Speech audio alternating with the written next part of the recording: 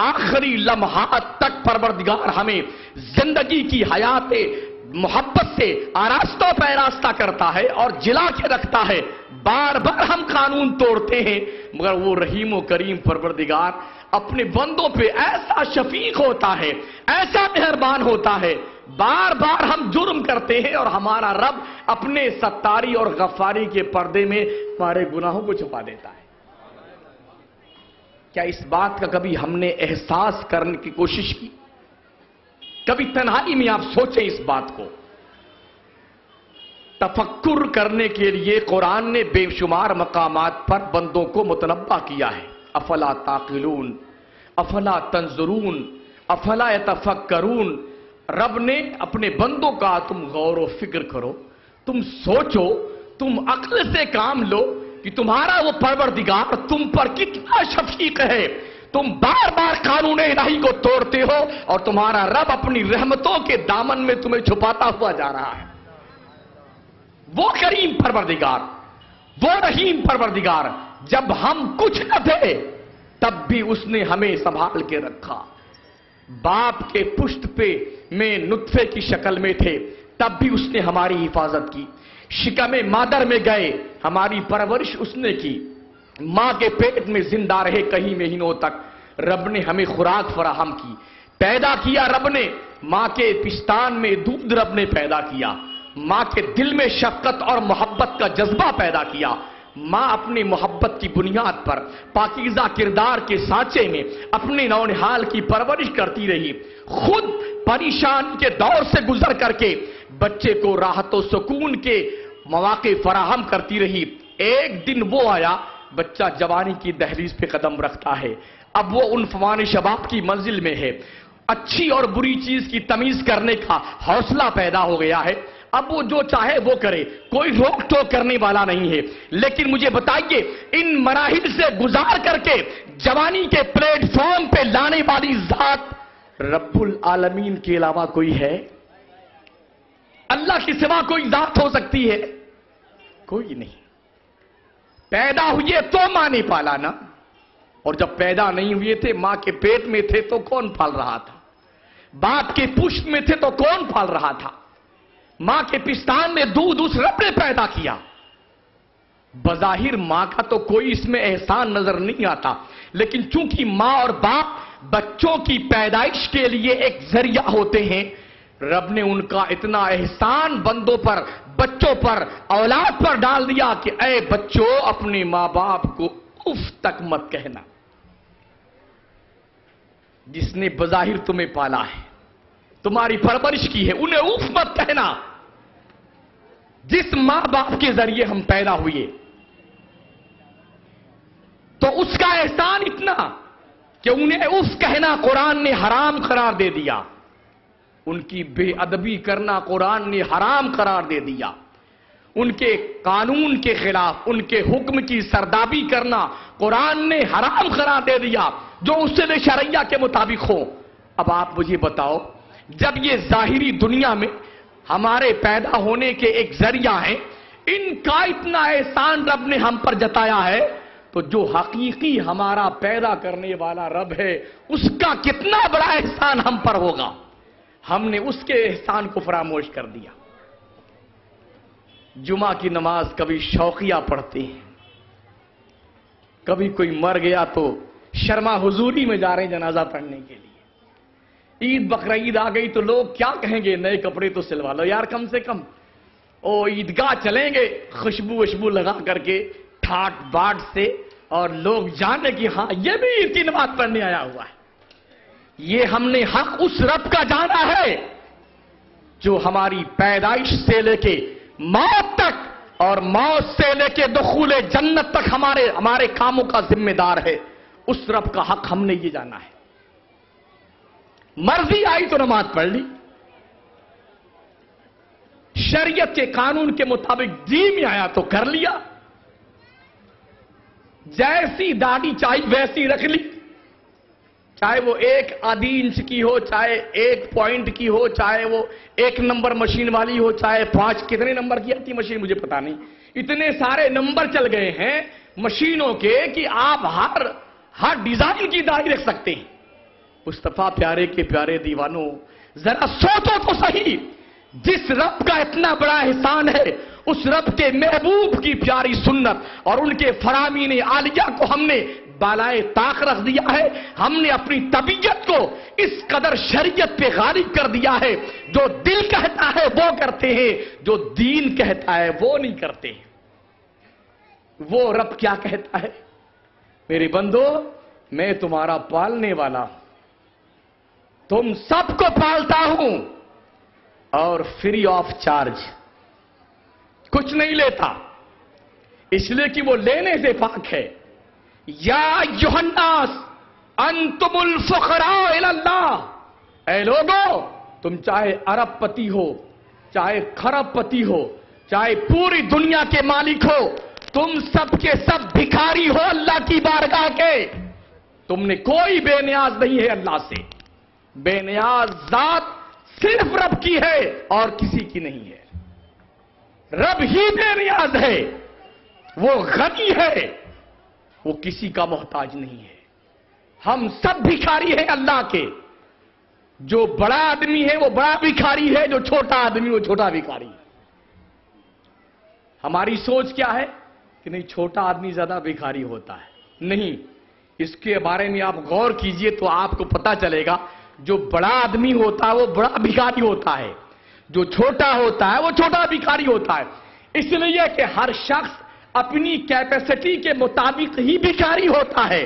छोटे आदमी का दामन छोटा होता है इसलिए वो छोटा भिखारी होता है, और बड़े आदमी का दामन बड़ा होता है इसलिए वो बड़ा भिखारी होता है। भिखारी सब है, बेनियाज जात रब की है। अल्लाह बेनियाज है, तो उसका हक यह है कि वो हमको पालता है। और उसने कहा है, मेरे बंदो, मैं तुम्हें मेहरबानी से पालता हूं, रहमतों से पालता हूं, मोहब्बत से पालता हूं। और क्यों न पाले, अल्लाह को ये मखलूक बहुत अच्छी लगती है।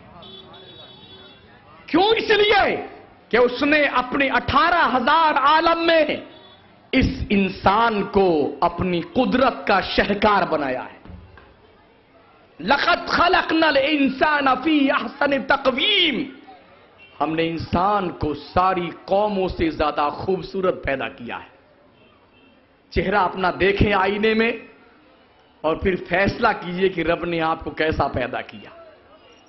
अभी अल्हम्दुलिल्लाह हरमैन तैयबैन जो हजरात जाते हैं, पूरी दुनिया के हुज्जाजे किराम आते हैं। कुछ तो इतने काले होते हैं कि हमारे पास मिसाल नहीं कि वो कौन सा ब्लैक कलर है, एकदम डार्क कलर, उस कलर से उनको तशबीह दी जाए।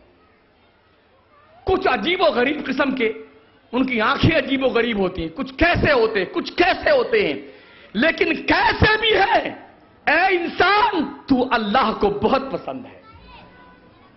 काश तू अपना मनसब समझ जाता, अपनी मंजिल समझ जाता, अपना मुकाम समझ जाता कि तुझको रब ने कितनी मोहब्बतों से पैदा किया है और कितने प्यार से तू तेरी परवरिश करी है तेरे परवरदिगार ने। रब की कुदरत का शहकार तू है, रब तुझे प्यार करता है। और अल्लाह कभी नहीं चाहता कि मेरा बंदा दोजख में जाए, कभी नहीं चाहता। उसने बार बार दोजख से बचने की तलकीन की है। रब ने नबियों की जो कतार लगाई है, किस लिए? इसीलिए कि अंबिया के जरिए से बंदे रुश्द व हिदायत का पैगाम पा जाएं और इनके दामने करम से लग करके हमारी बारगाह से महबूबियत का मकाम हासिल कर लें और दोज़ख से बच करके हमारी जन्नत में जाने के मुसाफिर बन जाएं। इसलिए रब ने नबियों की एक लंबी कतार लगा दी और फिर नबियों के आगाज पर भी और नबियों के इख्तिताम पर भी एक ऐसा जबरदस्त अपना महबूब लगा करके उसने सारे नबियों और सारी कायनात की आबरू महफूज कर दी। परवरदिगार मेरे आका सल्लल्लाहु अलैहि वसल्लम के प्यारे दीवानों, जरा गौर तो कीजिए, अल्लाह हमारा पालने वाला है, वो मोहब्बत से पालता है, करम से पालता है, रहम से पालता है, मेहरबानी से पालता है। हम तो बज़ाहिर अपने बच्चे को गोद में थोड़ी देर खिला लेते हैं, फिर लिटा देते हैं, फिर सुला देते हैं और जब तक बच्चा ना रोए तब तक हम اسے کچھ بھی دھیان نہیں دیتے. ابھی سو رہا ہے, ابھی لیٹا ہوا ہے, ابھی پڑا ہوا ہے, ابھی چلاتا نہیں ہے, ابھی بولتا نہیں ہے, اٹھا پٹک نہیں کرتا ہے, ہم کچھ دھیان نہیں دیتے ہیں. جب وہ ہماری طرف ملتفت ہوتا ہے, روتا ہے, چلاتا ہے, تو ہم اس کی طرف ملتفت ہوتے ہیں. لیکن رب وہ ہے جس کی نظر رحمت کسی وقت اپنے بندوں سے ہٹتی نہیں ہے, ہر وقت دیکھتا ہے. کیوں دیکھتا ہے؟ اور اس امت کو تو بہت پیار سے دیکھتا ہے, اس لیے کہ یہ امت محبوب ہے. محبوب کی ہر چیز محبوب ہوتی ہے. رب کے محبوب کے ہم امتی ہیں, تو ہمارا نبی رب کا محبوب ہے, تو ہم رب کے محبوب ہیں. شرط یہ ہے کہ محبوب کی غلامی کا پٹا گلے میں ڈال دیا جائے, اور اس کی بجن دلیل مسلک اعلی حضرت کا پٹا ہے. بزرگان دین کا طریقہ کار ہے, وہ روش ہے جس پر انبیاء, مرسلین, صالحین, متقی, پرہیزگار لوگ چلتے ہیں. اس ٹریک پر چلنے والا کبھی بھی گمراہ نہیں ہو سکتا ہے, بلکہ اپنے رب کی رحمت کے جلو میں پہنچ کر کے دخول جنت کا حقدار بن جائے گا. تو اللہ کے پیارے بندو, رب پالتا کیسے؟ حضرت سیدنا عمر فاروق اعظم رضی اللہ تعالیٰ عنہ کا ان کے زمانے کا ایک واقعہ علامہ کمال الدین دبیری رحمت اللہ تعالیٰ علیہ نے حیات الحیوان میں نقل فرمایا. ایک دن سرکار فاروق اعظم تشریف فرما تھے, اور آپ کے ساتھ آپ کے احباب کا ایک جمع غفیر تھا. آپ نے دیکھا ایک شخص آیا, اس کے ساتھ میں اس کا ایک نوجوان بچہ ہے. اس نے آ کے سلام کیا, بچے نے سلام کیا, دونوں بیٹھ گئے حکم پا کر کے. حضرت عمر نے فرمایا, جناب آپ جیسا آدمی اور آپ کے جیسا بیٹا, جو دونوں بالکل ہم شکل ہیں, ایسی ہم شکل کے لوگ اور ایسی شباہت, ایسی یکسانیت ہم نے کوے کے بھی اندر نہیں دیکھی. تو اس بندے نے کیا عرض کیا کہ حضور, اس کے پیچھے ایک راز ہے, ایک حکمت ہے, ایک واقعہ پوشیدہ ہے. سرکار عمر فاروق اعظم نے فرمایا, بتاؤ, بیان کرو وہ واقعہ کیا ہے. وہ کھڑا ہو گیا, اس نے کہا, حضور میری بیوی حاملہ تھی اور میں سفر پہ جانے والا تھا, کچھ ہی دن باقی تھے بچے کے تولد ہونے کے. میں جب سفر کے لیے عازم ہوا, سفر پر روانہ ہوا, تو بیوی نے کہا, شوہر نامدار, مجھے اس کنڈیشن میں آپ چھوڑ کے جا رہے ہیں؟ چند دنوں میں بچے کی ولادت ہونے والی ہے, کوئی یہاں پڑوسی نہیں, پرسان حال نہیں, ہر شخص نفسی نفسی مبتلا ہے, اور آپ مجھے اس حال میں چھوڑ کے جا رہے ہیں. تو حضور میں نے اپنی بیوی سے یہ کہا کہ جو کچھ تیرے پیٹ میں ہے میں اسے رب کی حفاظت میں دے کے جا رہا. اتنا کہا, سامان سفر اٹھایا, سفر پہ روانہ ہوا. وہ عرض کرتے ہیں کہ حضور والا, میں تقریباً 6 مہینہ باہر رہا, اور 6 مہینے کے بعد جب میں واپس آیا تو میرے جانے کے فوراً 8-10 دن کے بعد میرے گھر میں ایک بچہ پیدا ہوا. اور بچہ پیدا ہونے والا تھا. درد دل میں ہماری بیوی مطلع ہوئی, اور جب درد دل شروع ہوا, اسی کنڈیشن میں کہ بھی بچہ پیدا نہیں ہوا, میری بیوی کا انتقال ہو گیا. میرے بھائیوں نے, میرے خاندان والوں نے میری بیوی کا سارا انتظام کیا کفن دفن کا, اور بچہ پیٹ میں ہی تھا. بیوی کو ہمارے دفنا کے قبر میں اور چلے آئے. 6 مہینے بعد جب میں اپنے سفر سے واپس آیا تو میں نے اپنے گھر کے دروازے پر پہنچ کر کے دیکھا تو دروازے پہ کنڈی لگی ہوئی تھی. میں نے پڑوسیوں سے پوچھا, بھائیوں سے پوچھا کہ میری بیوی کہاں ہے. تو لوگوں نے بتایا, تمہارے جانے کے بعد بیوی کی تمہارے بچہ پیدا ہونے والا تھا, عین اس کنڈیشن میں ابھی بچہ پیدا نہ ہوا تھا, تمہاری بیوی کا انتقال ہو گیا درد ذہ کی کیفیت میں, تو ہم نے اس کو قبرستان میں دفن کر دیا ہے. تقریباً 6.25 مہینے 6.5 مہینے ہو رہے ہیں اس کو دفن کیے ہوئے. روتا رہا, وہ روتا رہا, کہا مجھے میری بیوی کی قبر کے پاس لے چلو. بھائیوں کے جلو میں وہ قبرستان گیا, اور قبرستان جانے کے بعد اپنی بیوی کی قبر کے پاس بیٹھ کے گھنٹوں روتا رہا. وہ شام ہوئی, دن غروب ہوا, اور جب اندھیرا غالب آنے لگا, بھائیوں نے اپنے بھائی کا ہاتھ پکڑا, کہا بھائی جان سب کے ساتھ یہی ہوتا ہے, ہر شخص کو مرنا ہے. آپ کی بیوی نے اپنے رب کے حکم کو قبول کیا ہے, انتقال ہو گیا ہے, چلیے صبر کیجئے, ان اللہ مع الصابرین, اللہ صابروں کے ساتھ میں ہے. وہ کہتے ہیں کہ حضور میں روتا ہوا اٹھا, میرے بھائی مجھے گھسیٹ کے قبرستان سے باہر لائے. جب قبرستان سے باہر ہم ہوئے تو ہم پلٹ کر کے اپنے بیوی قبر کی طرف مڑ کر دیکھتے رہے, چلتے رہے, پھر مڑ کے دیکھتے رہے. میری نظروں نے کیا دیکھا, میری بیوی کی قبر سے ایک روشنی نمودار ہوئی اور کافی دیر تک وہ روشنی قبر کے اوپر جلتی رہی. میں نے اپنے بھائیوں سے کہا, بھائیوں یہ تو بتاؤ یہ میری بیوی کی قبر پر روشنی کیسے ہوتی ہے؟ کہا یہ تو روز ہم دیکھتے ہیں, یہ روشنی ہم روز دیکھتے ہیں. کہا مجھے واپس چلو لیے, ہم واپس قبرستان جائیں گے. بھائیوں نے کہا روز کی بات ہے, کہاں جاؤ گے؟ کہا نہیں ضرور جائیں گے. بھائی قبرستان کے قریب آئے لیکن قبرستان کی باؤنڈری میں داخل نہ ہوئے. لیکن چونکہ ان کی بیوی تھی, ان کی قبر تھی بیوی کی, تو اپنی بیوی قبر کے پاس وہ بندہ گیا. جیسے قبر کے پاس پہنچا, وہ نور جو قبر کے اوپر معلق تھا قبر کے اندر پیوست ہو گیا.